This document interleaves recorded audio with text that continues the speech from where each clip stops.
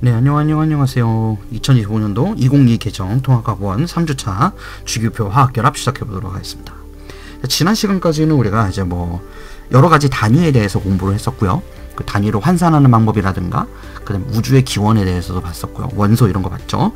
자, 오늘 볼 거는 이제 그거의 연속선상으로 주기표에 관련된 걸 얘기를 할 거예요. 그러니까 이제 수소, 헬륨 이런 얘기들을 많이 했었는데, 이제 그것들이 어떠한 상관관계를 가지는지, 그런 얘기들을 하기 위해서, 그리고 그걸 제대로 이해하기 위해서 기본적으로는 원자의 기본 성질을 좀 볼 거고요. 그 다음에 주기표가 어떻게 체계적으로 완성될 수 있었던가, 그 다음에 그 주기표에 관련해서 크기, 원자의 크기라든가 원자과 전자가 무엇인가, 전기음성도는 주기표를 어떻게 결정짓는가, 그리고 그런 것을 토대로 해서 알칼리 금속과 할로젠이 어떻게 형성된 건지, 화학결합은 무엇인지, 그런 것들을 전반적으로 얘기해 보도록 할 거예요. 자, 먼저 원자 크기라고 하는 거를 좀 볼 필요가 있어요. 이 원자 크기라는 거는 이제 atomic radius 이렇게도 얘기를 하는데, 이 레이다이가 반지름이죠. 그래서 레이더, radius 이렇게 얘기하면 원형의 크기 이런 걸 얘기를 하는 거예요. 그래서 그게 원자 크기고, 주기표는 주기가 period거든요. 그래서 periodic table에서 주기 겨냥성이라 그래서 periodic trends라고 부릅니다. 자, 지금 먼저 살펴봐야 될 거는 여기 atomic radius라는 거 원자 크기 보이죠? 그 다음에 세 번째 줄에 보면 effective nuclear charge라는 게 있어요. 유효 핵전하라고 부르는 녀석이거든요. 유효 핵전하라고 불러요. 유효 핵전하. 이건 이제 화학원에 나오는 내용이긴 한데, 원소 주기표를 이해하는 데 있어서 살짝 MSG 첨가 정도로만 생각하시면 돼요. 그 얘기를 할 거고, 그 다음에 전자껍질이라 그래서 일렉트론 쉘, 조개가 쉘이죠. 그래서 전자껍질이라고 부르는데, 그런 것들을 얘기를 할 거예요. 일단 주기표상으로 이것들을 좀 살펴보자면, 원자 크기는요, 당연히 원소 번호가 커지면 커질수록 원자에 따르는 중성 상태를 유지하기 위한 똑같은 양의 전자가 필요하게 되죠. 같은 족에서도 원소 번호가 커지면 커질수록 전자의 개수가 많아지게 되고요. 전자의 개수가 많아지면 전자들끼리 간의 반발력, 훌롱의 법칙에 의해서 전자끼리 같은 전하를 끼는 애들은, 제가 왜 쌤이 이제 전자는 학생, 청소년기를 거치고 있는 남녀 이렇게를 얘기를 하죠. 한 부모 밑에서 커도 형제끼리 다른 방을 쓰지, 같은 방에서는 어렸을 때 아기 때 자고 하다가 점차 나이를 먹어가면서 개인의 방을 따로 쓰죠. 개인의 공간을 가져가면서 집도 더 넓은 곳에 써야 되고요. 이제 그런 거하고 관련이 있어요. 집의 크기를 원자의 크기라고 봤을 때 집안의 구성원들이 많으면 많을수록 그만큼 개인의 공간이 필요하니까 그에 맞춰서 원자의 크기가 커지는 거죠. 그런 걸 말하는 거고요. 그 다음에 아토믹 레이디어스가 또 하나 있는 게, 이건 이제 껍질 크기라 그러고요. 그 다음에 아토믹 레이디어스는 또 원자 반지름이라는 개념이 있어요. 근데 이거는 이제 너무 디테일하게 들어갈 필요는 없어요. 원자 반지름이라는 건 똑같은 주기에서 봤었을 때는 원자 껍질 개수가 똑같거든요. 주적 원소의 기준으로는 옥텟 규칙 때문에. 근데 하나의 껍질 안에 전자가 여러 개가 들어가게 되면 반발이 더 심해져서 원자의 크기가 커지게 되는 거예요. 그 껍질 크기가 커진다고 보면 되는 거예요. 그러니까 같은 족에서는 껍질 수가 많아지기 때문에 커지는 것이라면, 전자를 가득가득 채운 껍질 수가 많아져서 그러는 거예요. 한 공간에 8개까지 지울 수 있으니까. 아파트로 치면 아파트 1층에 8명, 2층에 8명 이런 식으로 껍질이 8개씩 채워치면 1층, 2층, 3층, 4층 껍질의 수에 따라서 원자의 크기가 커지는 거라면, 그게 같은 족에서 일어나는 거라면, 같은 주기에서는 껍질의 숫자는 똑같지만 한 껍질 공간에 전자가 너무 많이 있게 되면 이 전자 간의 반발에 의해서 얘네들이 원하는 공간의 개인 공간의 크기가 커져요. 안정적으로 있기 위해서. 그런 개념이거든요. 근데 그게 중요한 개념은 아니에요. 여기선 그냥 그렇구나 하고 넘어가시면 됩니다. 자세한 것들은 화학원을 설명하실 기회가 있으면, 여러분들이 이제 고등학교 2학년 때 편집할 때 화학을 선택하는 친구들이 있다면 그때 가서 설명을 더 자세하게 해줄게요. 자, 그 다음에 여기 위에 보면 아이오나이제이션 에너지하고 일렉트로네게티비티라는 말이 있는데, 이 이온화 에너지라고 부르는 아이오나이제이션 에너지도 지금은 스킵할 거예요. 크게 지금 중요한 내용은 아니에요. 여기서 다만 이 일렉트로네게티비티, 전기 음성도라는 말 있죠. 이 녀석은 오늘 메인 포인트 중 한 개입니다. 전기 음성도. 그 얘기를 해야 되고요. 이 유효 핵전화 같은 경우에는 별건 없는데 뒤에 가서 간단하게 한번 얘기해 볼게요. 자, 일단 어쨌든 간에 방금 얘기했던 것처럼 원자의 크기 자체는 핵전하량과 전자껍질에 의해서 결정을 해요. 그러니까 아까 그 유효 핵전하가 핵전하량이라는 말이랑 같은 거거든요. 이거는 어떻게 설정되는 거냐면 여기 원자 핵이 있어요. 그러면 원자 핵 주변에 전자가 돌 텐데 이 전자가 두 개가 있다고 해볼게요. 이러면 이 전자끼리는 어떠한 또 내부적인 싸움이 있냐면 원자 핵을 여러분들의 부모님이라고 생각을 해보세요. 근데 이 전자 두 개가 서로 쌍둥이 관계야. 그럼 쌍둥이들끼리 물론 사이가 좋은 경우도 있지만 남자 형제들끼리 남자 쌍둥이들끼리는 특히나 서로 많이 싸우거든요. 그러니까 누가 더 부모의 사랑을 많이 독차지하느냐 그런 거에서부터 너가 더 1시간 먼저 나왔다, 내가 더 뭐 한 1분 먼저 나왔다 이런 거 가지고도 별의별 것 가지고 밥그릇 싸움 많이 해요. 그러니까 그 밥그릇 싸움이 원자 안에서는 전자끼리의 반발이라고 생각을 하시면 돼요. 반면 원자가 전자가 각각의 이 전자들이 원자 핵으로부터 받는 거는 부모의 사랑이라고 보면 되는 거예요. 부모의 사랑은 내가 독착지하고 싶어. 너는 받으면 안 돼. 막 이런 관계가 있거든요. 그런 것들 때문에 유효 핵전화라는 거는 이 하필이면 겐세이를 놓는 거예요. 일본 말씀은 안 좋은 건데. 그러니까 내가 외동 아들이야. 그럼 부모의 사랑을 독차지하겠지만 옆에 형제가 한 명 더 있으면 또는 누나나 동생이 있으면 어떻게 돼요? 사랑을 n분의 1 해야 되는 거죠. 부모는 자식을 똑같이 사랑해요.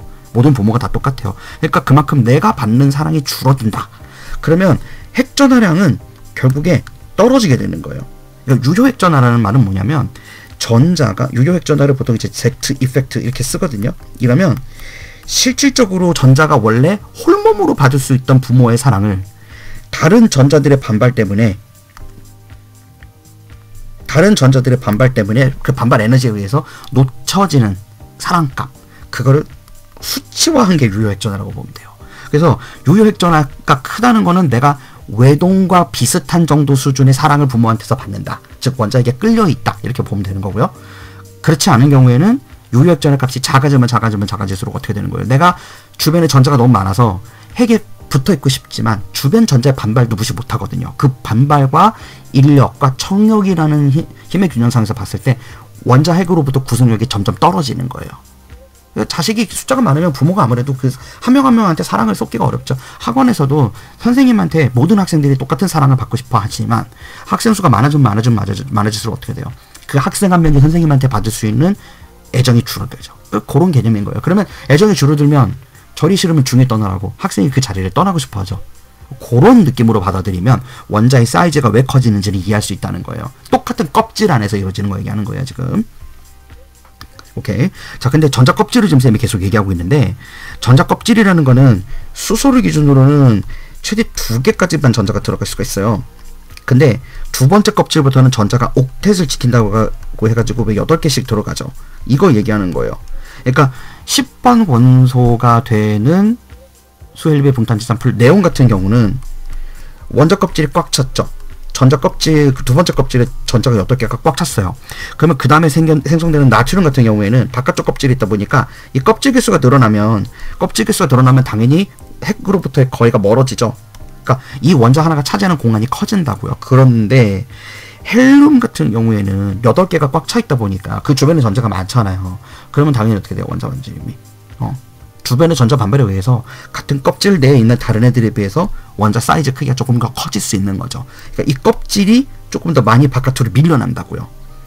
그러니까 탄소 같은 경우는 예를 들면 6개를 가지고 있잖아. 그랬을 때 이 녀석의 그 전자 구름 사이즈가 이 정도였다면 그 옆에 있는 질소 같은 경우는 이제 전자가 하나 늘어나니까 이게 아까 쌤이 여기다가 이제 검정색으로 질소 주변의 탄소의 원자 껍질 사이즈를 비교한다면 질소는 좀 이렇게 되는 거예요. 좀 과장해서 표현하면. 그러니까 좀 더 그거보다 행동 반경이 넓어지는 거죠. 같은 껍질의 전자가. 됐나요? 오케이, 이렇게 이해하시면 돼요. 자, 그 다음에 원소 주기표에서 하나 더 봐야 되는 게 있는데 오른쪽 위로 갈수록 전기음성도하고 비금속성이 커지거든요. 여기 넌메탈릭이라고 돼 있죠. 여기가 비금속 물질들이 많아요. 이제 금속에 대한 얘기도 뒤에 가서 해야 되지만 금속은 양이온화되면서 전자를 잃는 걸 좋아하거든요. 이 모든 것을 전기음성도 한 방으로 설명할 수 있어요. 자, 이제 그거를 하나하나 보도록 할게요. 일단 화학결합도 설명해야 되기 때문에 각 원자가 이 원소 주기표의 족과 주기가 어떠한 역할을 하는지에 대해서는 우리가 언급을 좀 하고 그 뒤에 나오는 것들을 같이 봐야 되거든요. 이 원자가 전자 같은 경우에는 이 원자과 전자라는 거는 valence electron이라고 부르는데 이게 족번호하고 연결이 돼 있어요. 그 족이라고 얘기하면 1족, 2족, 13족, 14족 얘기하는 거 맞아요. 그러니까 3족이라 그러면 그 해당하는 족에 있는 붕소, 알루미늄, 갈륨, 뭐 탈루르 이런 애들 있죠. 붕화가린탈, 인듐, 탈루르 이런 애들은 최외곽 전자가 3개예요. 그 붕소 같은 경우로 보게 되면 여기도 보론이라고 이게 붕소거든요. 얘가 3개의 최외곽 전자를 가진다고 되어 있죠. 수헬립의 그러니까 5번이에요. 그래서 전자를 첫 번째 껍질에 3개 가져가고 두 번째 껍질에 3개를 첫 번째 껍질 2개, 두 번째 껍질 3개죠. 근데 이 녀석이 3개의 원자과 전자를 가지고 있기 때문에 얘는 최외곽에서 반응할 수 있는 전자가 3개 있다고 얘기를 합니다. 자세한 거 뒤에 가서 얘기를 할게요. 하여튼 이 최외곽 전자가 왜 중요하냐, 이 원자과 전자가 왜 중요하냐면 화학 반응을 한 분자성 물질이 왜 하필이면 수소와 산소는 2대1로 붙어 있어야 되는 건지, NaCl인 소금은 1대1로 붙어 있어야 되는 건지, 이런 것들을 설명할 수 있게 도와준단 말이에요. 근데 그것을 원소 주기율표에서는 족번호에 의해서 매겨지도록 되어 있어요. 그래서 18쪽까지밖에 없는 거예요. 왜? 18쪽의 1의 자리인 8쪽은 옥텟을 지키는 전자 8개를 채우고 있으니까 19쪽이 그래서 없는 거예요. 느낌 오죠? 그렇게 얘기하는 거예요. 카본은 탄소인데 탄소는 14족이라서 4A라고 되어 있고 원자과 전자는 4개입니다. 요게 좀 원자과 전자 개념이에요. 자, 그랬을 때 여기 지금 이제 질문 하나 나오는데 Which of the following figures show the electronic configuration of the sodium? 소디움은 Na 얘기하는 거예요. And chloride, 이거는 염소 얘기하는 거예요. Cl. Chloride ions in the sodium chloride salt. salt가 소금이죠. 뭐 이제 D가 참 답이라고 남아 있는 건데, 이제 나트륨 같은 경우에는 전자를 어떻게 하죠? 나트륨이 1족이죠. 그러니까 최외곽 전자가 1개밖에 없는 거예요. 자, 이제 여기서부터 지금 얘는 이온 결합 물질인 건데 어떻게 화학 결합이 이루어지고 원자과 전자가 작용을 하는지를 보도록 합시다. 그러니까 나트륨 입장에서는요, 얘가 세 번째 껍질에 전자를 1개 가지고 있잖아. 그러면 우리가 옥텟을 지킨다라고 얘기를 하는데 왜 배부르고 등 따스고 그런 거 지난 시간에 얘기했던 거 기억나요? 그러니까 바닥 상태로 들어가려면 원소는 전기적으로 중성 상태이면서 안정한 상태를 원해요. 그러려면 같은 껍질에 전자가 많은 것도 싫지만 전자 껍질이 비어있는 상태는 더 싫어해요. 에너지적으로. 그런 의미거든.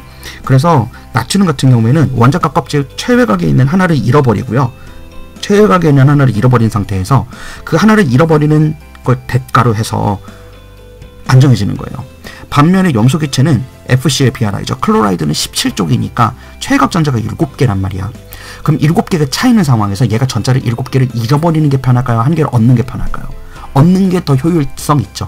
그래서 나트륨과 염소 이온은 나트륨은 전자를 하나 전기적으로 잃는다는 조건, 그러니까 잃는다는 게 완전히 전자를 떠나보내는 것 같은 느낌은 아니고요. 그렇게 해석하면 안 돼요. 그러니까 여러분들이 화학 반응을 배울 때 이게 만약에 Na하고 Cl이 같이 있었어.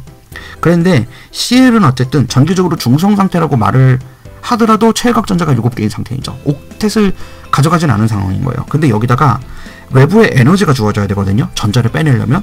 그래서 왜 쌤이 막 그 지난 시간에 빨간색별, 파란색별 얘기할 때 흡수 스펙트럼이라는 거 받으려고 해도 굉장히 씬 에너지가 필요하다 이렇게 얘기했었잖아. 얘가 전자를 하나 이렇게 잃어가지고 이런 상태에서 이 전자가 Cl 속으로 쏙 들어가서 이렇게 되는 게 아니에요. 이런 개념이라기보다는 나트륨이 있으면 나트륨의 전자 구름의 최외곽 쪽에 있는 전자가 거의 나트륨의 집을 빠져나오다시피 하면서 이 전자의 활동 반경을 염소 쪽으로 가져가주는 형태로 만들어지는 게 결합이에요. 이게 화학 결합이라고요. 그러니까 나트륨이 완전히 전자를 잃어버린 상태에서 엉엉 슬퍼 이렇게 하는 상황을 놓고 하는 게 아니라고요. 그게 아니라 그거를 근데 우리가 전자를 잃는다 얻는다라고 쉽게 표현을 하는 이유는 이 NaCl이라고 하는 화학 결합을 한 이온 결합 물질인 소금의 경우는 여기에 지금 Cl 쪽으로 다가간 전자가 나트륨 소속이었던 전자인 것 맞아요. 그리고 나트륨 입장에선 그 전자를 거의 뺏기다시피 하는 것 맞거든요. 근데 완전히 뺏기는 건 아니라고요. 그거하고는 좀 달라요, 개념이. 다만 이 전자가 염소 기체 쪽에 친구네 집에 놀러 간다는 느낌으로 생각하면 되는 거예요. 여러분들이 친구네 집에 놀러 가서 하룻밤 자고 온다고 쳤을 때 본인 집에 여러분들의 몸은 비어있지만 여러분들의 소속은 여전히 누구 소속이에요? 여러분들의 집 소속이죠. 물리적으로 잠깐 친구네 집에서 하루 잤다가 다음날 돌아오게 될 거 아니에요. 그런 개념으로 생각해야 된다고요. 그래서 이 전자를 이 두 개의 집이 서로가 살짝 공유하는 것 같은 느낌으로 화학결합이 이루어지는 겁니다. 이렇게 이해하면 좀 나아요. 그래서 잠깐 빌려 쓰는 염소 입장에서는 최외곽 전자를 하나 더 채움으로 인해 가지고 정전기적으로 안정해질 뿐만 아니라 옥텟 규칙을 지켜서 단단해지는 그런 효과가 있는 거예요. 이 아래쪽에 보면은 무슨 SP 이런 게 있는데 이건 오비탈 개념인데 크게 신경 쓰지 마세요. 여기에 바깥에 요 1번이라고 되어 있는 거, 요 5번이라고 되어 있는 거, 요게 지금 얘기하는 게 뭐냐면 최외곽 전자 얘기하는 거예요. 여기서 2번, 3번 있죠. 여기 보면은 2번 있고 3번 있어요. 이게 전자 껍질 번호 얘기하는 거예요. 그래서 지금 3번 껍질에 s오비탈과 p오비탈의 염소 이온은 7개의 최외곽 전자를 가지고 있는 상태다. 그걸 표현하는 거라고요. 됐나요? 자, 다음으로 가서 얘네들이 왜 이런 활동을 하는지, 왜 1쪽보다는 17쪽에 있는 애들이 합리적으로 생각했을 때 옥텟으로만 생각을 해보면 전자를 얻는다, 잃는다 이런 개념이 맞아떨어지긴 하는데 같은 족에 있는 애들끼리는 그러면 어떤 상황이 가져가겠어요? 예를 들어서 리튬과 나트륨이 같이 있다고 하면 어떻게 되겠냐 이거죠. 얘네들끼리도 약간의 전전기적인 성질을 띠긴 하거든요. 근데 그걸 누구로 설명하냐면 일렉트론 네게티비티라 그래가지고 네거티브 하다 그러죠. 음성. 그러니까 전자를 얼마나 좋아하느냐라는 걸 따지는데 그걸 전기음성도라 불러요. 전기음성도는 플로린의 정확한 전기음성도는 3.98이지만 보통 4라고 불러요. 이거는 이제 라이너스 폴링이라는 분이 폴링의 전기음성도 얘기하면서 1930년도인가 그때 이제 그 물리화학자분이 고안한 값이거든요. 근데 얘가 일렉트로 네거티비티는 같은 주기에서는 원자 번호가 커질수록 같은 족에서는 원자 번호가 작아질수록 즉 껍질의 숫자가 적어질수록 전자에 대한 전기음성도 값이 커지게 돼요. 이 전기음성도 값이 크다? 그러면 그건 전자를 좋아한다 이렇게 생각하시면 돼요. 그래서 전기음성도가 상대적으로 낮은 애랑 전기음성도가 상대적으로 높은 애가 서로 만나면 서로 악수할 수 있어요. 왜? 한쪽은 나 전자 너무 많아 싫어 나 하나 내줄래 그럼 너가 하나 받아갈래 나 전자 너무 먹고 싶어 그렇게 해서 먹어서 둘이 화학결합을 한다고요. 그게 화학결합이 이루어지는 과정이에요. 그러니까 아까처럼 무슨 이온화 에너지에 의해서 전자를 잃어버리고 얻고 이런 개념하고 조금 다르다는 거죠. 그죠? 자, 근데 그래서 여기 밑에 보면 Fluorine has the highest electron negativity value 4.0 이렇게 되어 있는데 플로린이 4.0으로 가장 전기음성도가 높다라는 말이라고요. 그 다음에 노블 가스라는 거는 이건 비활성 기체, 즉 18쪽에 있는 헬레아크크라, 헬륨, 네온, 아르곤, 크립톤, 크세논, 라돈들을 얘기하는 거예요. 얘네들은 애초에 옥텟이 꽉 차 있기 때문에 전자를 잃거나 얻는 걸 좋아하지 않아요. 그래서 얘네들은 기체로 있어도 호돈소 물질로 존재하는 거예요.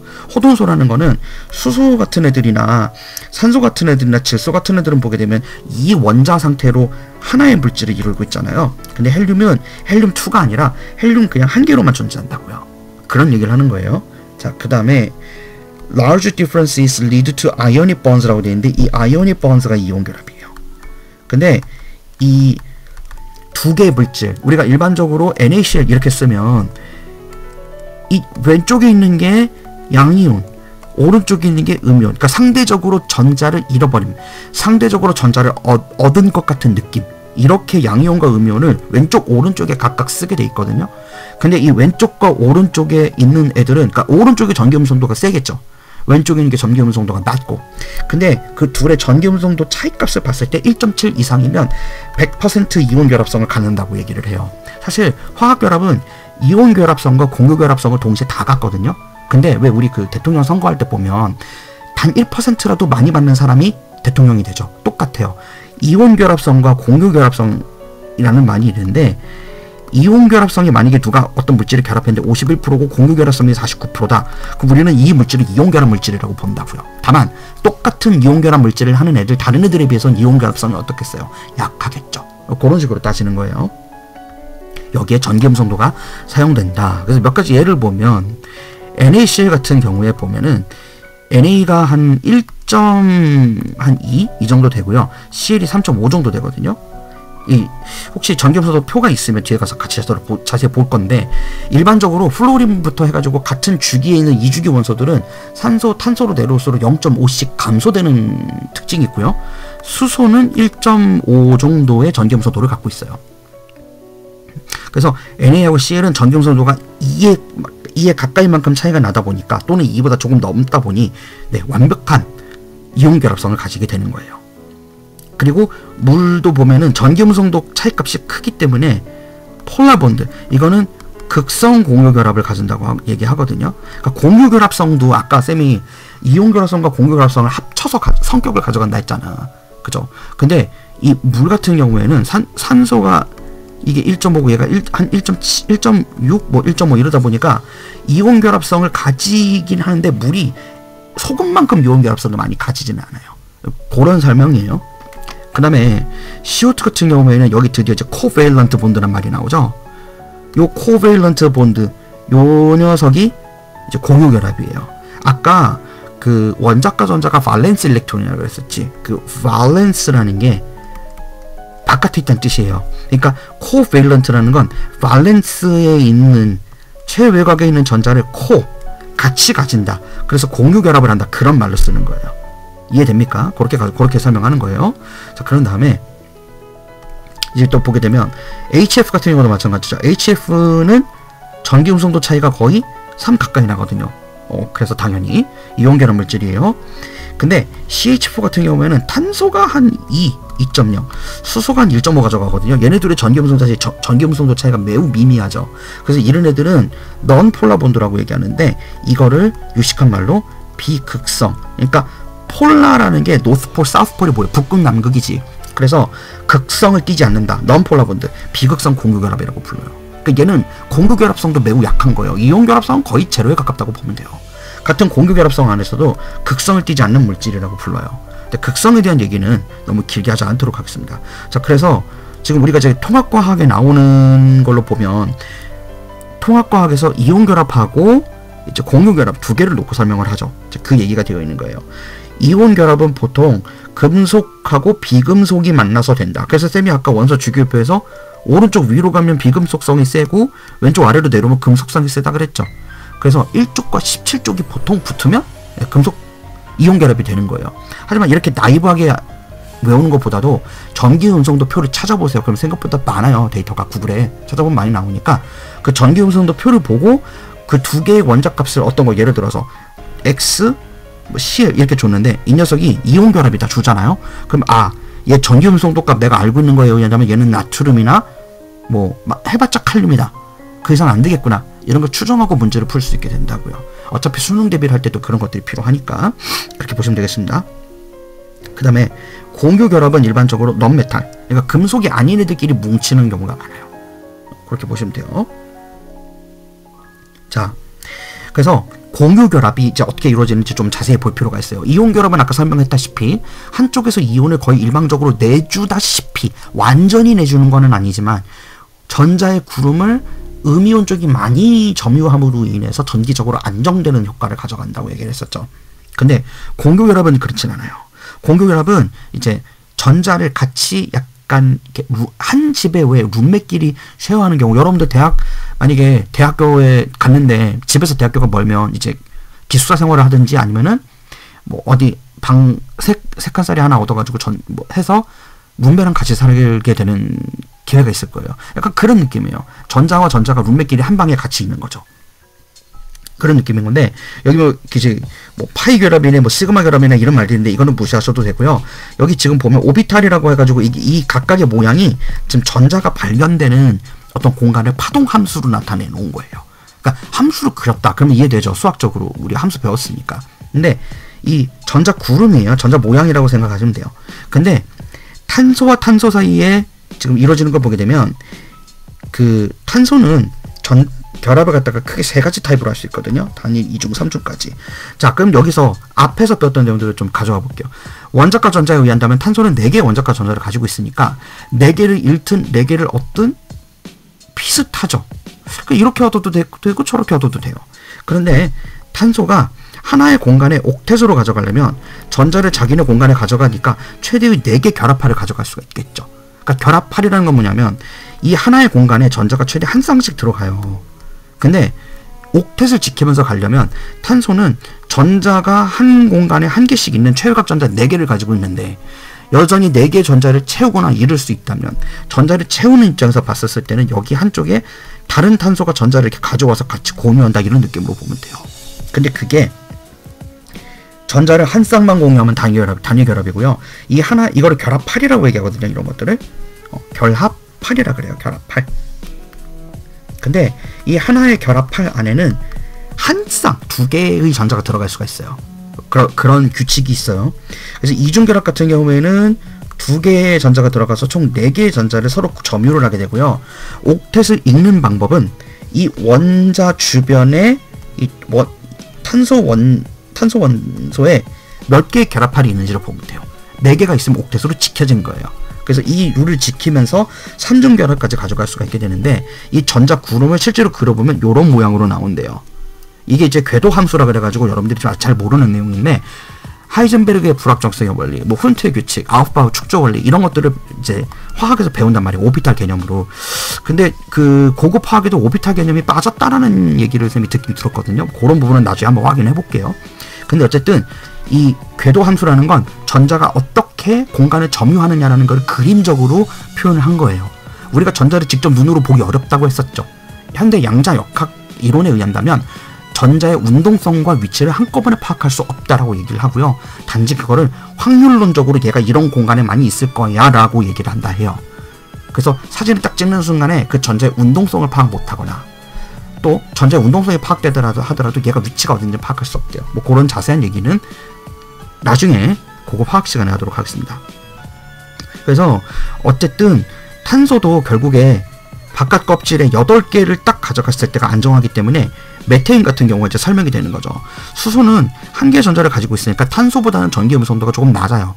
그래서 어쨌든 얘가 양이온으로 작용을 하기 때문에 탄소에다가 전자를 한 개씩 자기가 가지고 있는 거를 내주면서도 탄소의 최외각 전자는 같이 붙어요. 그러면 탄소는 4개의 결합팔을 가져가면서 각각의 결합팔에 수소를 연결한 형태가 될 것이고 이 4개의 결합팔이 연결되는 거죠. 선생님 근데 수소는 왜 8개는 안 가져가는 거죠? 수소는 첫 번째 껍질이 전자가 2개죠. 그거 이상 전자 껍질을 채운 게 의미가 있을까요? 없기 때문에 수소는 2개일 때도 안정한 거예요. 수소가 되게 특이한 물질이죠. 그죠? 그리고 여기 지금 보면은 CH4라고 썼는데 선생님 수소가 전기 음성도가 낮던데요? 그러면 H4C라고 쓰는 게 맞지 않아요? 라고 얘기할 수도 있는데 이거 굳어버려서 그래요. 이런 거를 관용명이라 그래요. 이미 메테인 분자 같은 경우는 CH4로 굳었어요. 그리고 얘는 원래 메테인이라고 부르지 않죠. 얘를 원래 제대로 부르려면 카본 4 하이드로젠이라고 불러야 돼요. 이렇게 우측 방향으로서부터 불러야 되고 1탄소 4수소 이렇게 부르는 게 맞겠지. 정식 명칭은 그거예요. 그런데 관용명이라 그래서 우리가 물 하면 물이지 뭐 다른 이름 어떻게 붙여요? 물도 원래는 어떻게 해야 돼요? 1수소 2산소 1산소 2수소죠. 그렇게 부르치는 게 맞는데 그냥 물이라 부르잖아요. 그거랑 똑같은 거예요. 왜 꽃을 꽃이라 그래? 그냥 꽃이지 뭐. 그거 똑같아요. 이름이 너무 굳어서 그런 거예요. 근데 이거를 구조식으로 보게 되면은 자 이런 거를 이제 구조식이라고 부르는데 입체적으로 보면은 정사면체를 띠고 있어요. 이게 정사면체가 결합할을 4개 가지고 있는 원자들의 기준으로 봤었을 때 3차원 구조상 정사면체가 가장 전자 간의 반발을 최소화하면서 안정적으로 있을 수 있는 구조라고 얘기해요. 이 정사면체는 사실 규산염이라고 해서 SiO4에서도 볼 수 있는 내용이죠. 그죠? 근데 이 각각의 수소와 탄소 사이 결합할에 의한 전자들끼리가 반발을 가장 작게 가져가려면은 3차원적으로 봤을 때 이렇게 될 때가 제일 좋다고 얘기를 하고요. 이 결합 각도라고 하는 게 있거든요. 그 결합 각도라는 거는 전자가 서로 반발이 심하면 심할수록 각각의 결합할의 각도가 많이 벌어지는 특성이 있어요. 뭐 근데 그런 것들까지는 모르더라도 뭐 요렇게 되는 거구나 라는 것만 알면 되겠습니다. 자, 그 다음에 이제 이온 결합에 대해서 좀 얘기를 해야 되는데 이온 결합 같은 경우는 이제 금속 결합, 금속 물질이랑 비금속 물질이 만난다고 얘기를 했었죠. 그죠? 그리고 분명히 정전기적으로 굉장히 센 물질이에요. 뭐 예를 들어서 메탈 할라이드 같은 경우가 대표적인데 메탈 할라이드라는 건 이 할라이드라는 말이 붙는 건 할로젠 FCl 있죠. 걔네들을 부르는 거예요. 그 다음 금속은 뭐지 나트륨이나 칼륨 이런 거고요. 근데 이 메탈 할라이드로 만든 것 중에 하나가 뭐냐면 우리 집에서 쓰는 전구 있죠. 그게 메탈 할라이드로 되어 있어요. 그런 식이에요. 그 다음 메탈 옥사이드. 얘는 이제 MO 뭐 산소에 뭐 몇 개가 붙어야 되겠어요? M2O가 되지 않겠어요? 알칼리 금속 쪽 같은 경우에는 최외곽 전자가 한 개밖에 없으니까 얘가 2개의 전자를 내줘야 산소 입장에선 최외곽 전자가 이미 기존에 6개였잖아요. 그래서 2개를 얻는 게 낫기 때문에 최외곽 전자가 1개씩밖에 없는 할로젠이 2개가 붙어서 만드는 게 합리적인 거죠. 그죠? 자, 그래서 알칼리 금속에 대해서 좀 이제 조금 자세히 들여다볼 건데, 알칼리 금속 같은 경우에는 가장 많이 나오는 게 이 Na 리튬 나트륨 칼륨이죠. 여러분들 기준으로는. 근데 여기 리튬 나트륨 칼륨을 보게 되면 리튬 나트륨 칼륨 순서로 반응성이 세요. 근데 이건 왜 그런 거냐면 아까 쌤 얘기할 때 같은 족에서 내려갈수록 원자 번호가 커지면 커질수록 껍질이 커졌다 그랬죠. 근데 전자 껍질이 수가 많아져서 더 커진다라는 거는 원자 핵으로부터의 구속력이 약해진다는 말과도 같아요. 약간 비행 청소년 느낌? 그 전자가 다른 데로 떨어져 나가서 화학 반응을 하기 좋죠. 그래서 원자 껍질이 커지기 때문에 반응성이 좋아진다, 이렇게 얘기를 해요. 그래서 얘네들은 반응성이 너무 좋기 때문에 파라핀 액체에다가 따로 보관해야 돼요. 그리고 칼륨 같은 경우에는 조금만 물에다 바로 넣어서 팍팍팍 찌면서 반응 엄청나게 많이 하거든요. 그래서 되게 조심해서 다뤄야 되는 그런 애예요. 그리고 이제 여기 보면 아우터 일렉트론이 그러니까 원자 번호가 크면 클수록 전자가 많아지면서 껍질이 커지니까 반응성이 좋다. 지금 그 얘기를 하고 있는 거예요. 그래서 알칼리 금속은 할로젠하고 이제 반응을 할 수 있는데, 할로젠은 기체로 존재하기 때문에 F2CH2 Br2 I2를 X2라고, 할로젠은 원래 X라고 많이 불러요. 일반적인 화학 통칭이에요.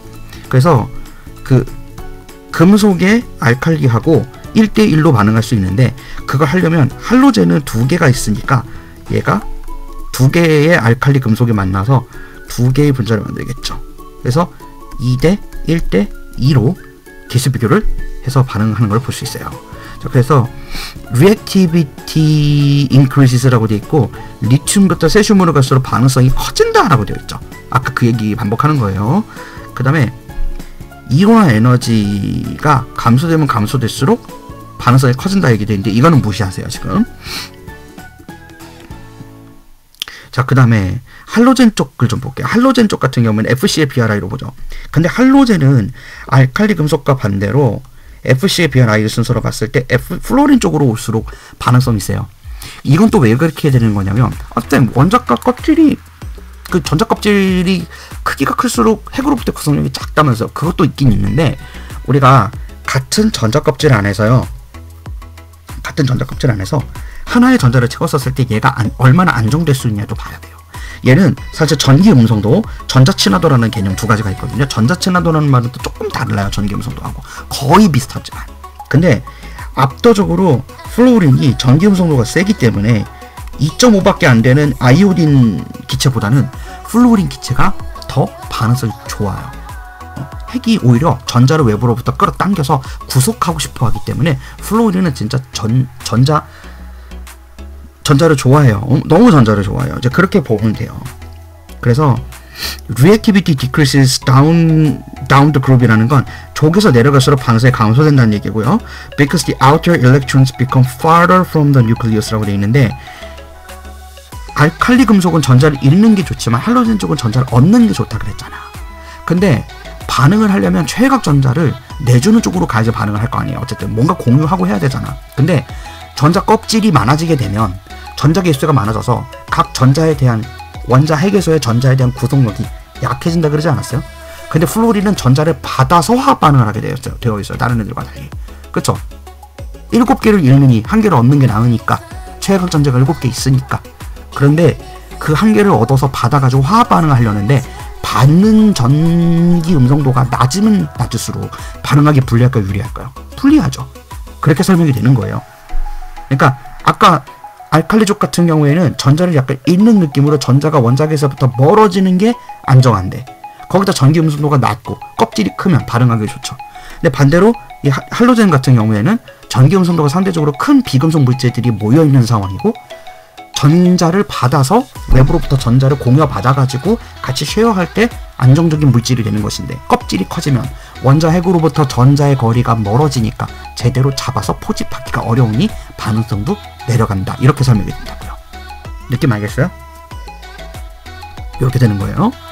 특히 할로젠 같은 경우에는 이제 좀 랩에서 쓰기에 조금 물질이 불안정해서 반응성이 높아요. 그래서 항상 뭐 마스크도 있고요, 세이프티 고글이라 그래가지고 고글 써야 되고, 뭐 랩 코트는 너무 당연하죠. 그리고 뭐 퓨움 후드라고 하는 것도 있어요. 이건 이제 그 열 같은 거 보호해주는 그런 보호 장구 얘기하는 거예요. 항상 조심해야 돼요. 그래서 여기 보면 never mix halogens with organic materials or metals and ensure proper ventilation. ventilation이라는 거는 환기시키는 거 얘기하는 거예요. 그래야 유독 물질을 우리가 줄일 수가, 흡수 안 할 수 있으니까. 자, 그 다음에 이제 이온 이 알칼리 금속 쪽하고 할로젠 쪽이 이온 결합과 공유 결합 뭐 이런 걸 하잖아요. 그럴 때 이온 결합성 물질과 공유 결합성 물질을 구분하는 것 중에 가장 좋은 방법이 바로 수화 현상으로 보는 거예요. 이 하이드롤리시스라고 하는 수화는 뭐냐면 물질이 물속에 들어갔을 때 반응을 할 거냐 안 할 거냐, 이온화 될 거냐 안 할 거냐, 그런 걸 보는 거예요. 그래서 공유 결합 물질 같은 경우에는 water molecules break covalent bond라고 되어 있고 creates new product with OH- 그룹이라고 되어 있죠. 그러니까 물도 어쨌든 OH-랑 H+가 있을 건데, OH-는 보시겠지만 정전기적으로 음의 값을 많이 가지고 있죠. 얘네들이 주변에 붙어요. 공유 결합에 대해서는. 근데 이온 결합 같은 경우에는 수화를 할 때 어떻게 되느냐면, 예를 들어서 Na하고 Cl이 이렇게 있는데 이 반응을 깨요. 이게 점으로 표현되는 건 결합이 구성력이 약해졌다 이런 의미거든. 근데 얘가 정전기적으로 주변에 당연히 나트륨은 델타 플러스 이거를 이제 극성이라고 얘기하거든요. 그러니까 정전기적으로 염소 기체 쪽이 전자를 상대적으로 끌어당겨서 많이 갖고 있으니까 나트륨으로부터 음성을 띠거든요. 근데 이 주변에 물 분자들이 예를 들어 수소 같은 경우는 플러스 상태거든. 그러니까 산소에다가 전자를 지금 내주고 있으니까요. 그러면 이 플러스와 마이너스는 항상 우리가 남녀끼리 사귀는 연애관계라고 썸 탄다고 얘기했었죠. 그런 식으로 염소 기체 주변에는 수소 원자들에 의해서, 그리고 나트륨 주변은 전자가 풍부한 산소 원자들에 의해서 물에 둘러싸이거든요. 이런 거를 수화 현상이라 그래요. 그러니까 우리가 어떤 소금이라는 용질을 물이라는 용매에 넣으면 쪽수가 누가 더 많나요? 물이 훨씬 많지. 그러니까 그 물이 극성을 가지고 있는 상황에서, 극성 그런 걸 설명하기 좀 어렵지만, 수화라는 건 이 소금이 들어갔을 때 그 소금 주변에 물이 에워싸면서 정전기적인 성질을 가지도록 만들게 해주는 거예요. 근데 그렇게 되면서 안정화되는 거거든. 근데 이렇게 된 그 양이온과 음이온이 전기를 통하게끔 만드는 그런 식으로 가는 거예요. 그 그게 이제 일렉트로 컨덕티비티라 그래서 전기 전도성이거든요. 그리고 하이드롤리시스는 다른 말로 하면 이제 가수분해라고도 하는데, 이게 일상생활에서는 비누 만드는 데도 쓰이고요. 이 팻이 지방이에요, 지방. 그러니까 우리 고기 먹으면 고기가 우리 몸에서 소화되는 과정에서 가수분해, 수화 현상을 겪으면서 글리세롤을 만들게 되거든요. 그래서 지방산을 만들게 되는데, 이 지방이 우리 몸에 들어가면은 이런 식으로 돼요. 이걸 이제 지질이라 그래가지고, 뭐 세포 표면도, 우리 몸의 세포 표면도 이렇게 생겼거든요. 지방 덩어리예요, 지방 덩어리. 근데 얘가 우리 몸이 70%가 물이다 보니까 주변에 물이 많잖아. 근데 이 지방 같은 경우에는 수용성 물질이 아니에요. 친수성 물질이 아니라고요. 지용성 물질이라고 하죠, 오히려. 그래서 물을 싫어하기 때문에 이 지방산에 보면은 아래쪽에 이게 이제 하이드로필릭이라는 게 뭐냐면 친수성, 물을 좋아하는 쪽이고요. 하이드로포빅이라 그러면은 이 아래쪽이 이제 지방이 많이 뭉쳐있는 쪽이거든요. 여기 인산이라고 얘기하고. 근데 이 지방 쪽이 아무래도 물을 싫어하니까 이 바깥이 지금 다 물기운들이란 말이에요. 그러면 여기에 극성 분자를 띠고 있는 애들인 여기 인 보여요? PO4? 이 PO4가 인이잖아. P가 인이잖아요. 이 PO4가 마이너스예요. 얘가 이제 친수성 물질이니까 겉으로 딱 동그라미로 버블 형태로 이렇게 둘러싸이면서 물과 친하게 지내고, 물을 싫어하는 지방 쪽 부분은 안쪽으로 들어가 있는 이런 형태로 보이게 되는 겁니다. 뭐 이런 것도 이제 수화 현상의 한 예 중에 하나예요. 자, 그래서 전기 전도성 얘기가 나오는데 정리를 해보면, 이온 결합 물질 같은 경우에는 일렉트로 컨덕티비티를 가져가요. 이온 때문에. 그래서 NaCl 같은 경우도 그래요. 그래서 대부분 물에 녹을 수 있는 공유결합성 물질들도 약하기는 하지만 매우 이온결합성 물질에 비해서는 당연히 약할 수밖에 없어요. 왜냐하면 전자를 내주거나 잃는 거나 그런 개념이 별로 없으니까. 이미 안정한 물질이거든요. 물하고 친하질 않아요. 그런 애들은 전기 전도성을 띠지 못해요. 그리고 여러분들이 질문할까봐 뭐 한 가지 이제 쌤이 알아본 게 있는데, 순수한 물 있죠. 순수한 물. 완전 퓨어 워터. 완전 퓨어 워터도 조금이긴 하지만 전기 전도성을 가져요. 그러니까 왜 우리가 가전에서 이제 전기 코트를 손에 물 묻히고 쓰지 말라 그러죠. 그거는 그 물 안에 금속 이온들이 있기 때문에 그거에 의해서 전기가 흘러서 전기 옮을 수도 있다. 이제 그런 것 때문에, 안전상의 문제 때문에 그런 건데, 순수한 물도 조금이지만 아주 극소량이지만 수소 이온과 수소나 이온을 같이 가지고 있어요. 그 물 안에서도. 그게 이제 뭐 평형상수 값으로 해석을 하자면 뭐 물 분자 10억 개당 뭐 이온 하나 뭐 이런 정도 엄청 작지만 있거든요. 그게서 전기 전도성을 가지긴 가져요. 전기 전도성은 어떻게 우리가 체크를 하냐면, 기본 측정 도구를 가지고 할 수도 있고 간이 실험 도구를 이용해서 할 수도 있어요. 전구 같은 거, 전구에 불이 들어오나 안 들어오나 보면 되는 거겠죠. 그 다음에 비커에다가 전기 전도계라고 하는 게 따로 있어요. 컨덕티비티 미터라고 부르는데 그걸 이용해서 체크할 수 있게 되어 있는 겁니다. 또 뭐 이 CuSO4 같은 경우에는 구리죠. 황산구리라고 부르는데 이 녀석도 굉장히 강한 전기 전도성을 띠고 있는 물질 중에 하나고요. 비네거라는 거는 이거 이제 신맛 나는 거 있죠. 왜? 우리말이 생각이 안 난다. 얘도 약간이지만 전기 전도성을 가지고 있어요. 자, 그래서 정리를 해보면 오늘 이제 막 엄청나게 많은 얘기들을 했는데, 이제 주기표를 어떻게 읽는지, 그 다음에 어떤 물질들이 이온 결합성을 가지는지, 누가 전자를 잃고 얻기를 좋아하는지, 그리고 왜 그렇게 되는지, 그런 것들을 전반적으로 설명했다라고 생각하시면 돼요. 그래서 원자 크기, 뭐 원자과 전자, 그 다음에 공유 결합, 이온 결합, 결합할, 막 이런 거 얘기했어요. 잘 정리해보시고, 뭐 혹시 질문할 게 있다 그러면 댓글란에 남겨주시면 그런 부분을 참고해서 다음번에 조금 더 짧은 영상으로 쪼개기로 해서 개념 조치를 한번 더 만들어 보도록 하겠습니다. 네, 모두 수고하셨어요. 오늘 여기까지 할게요.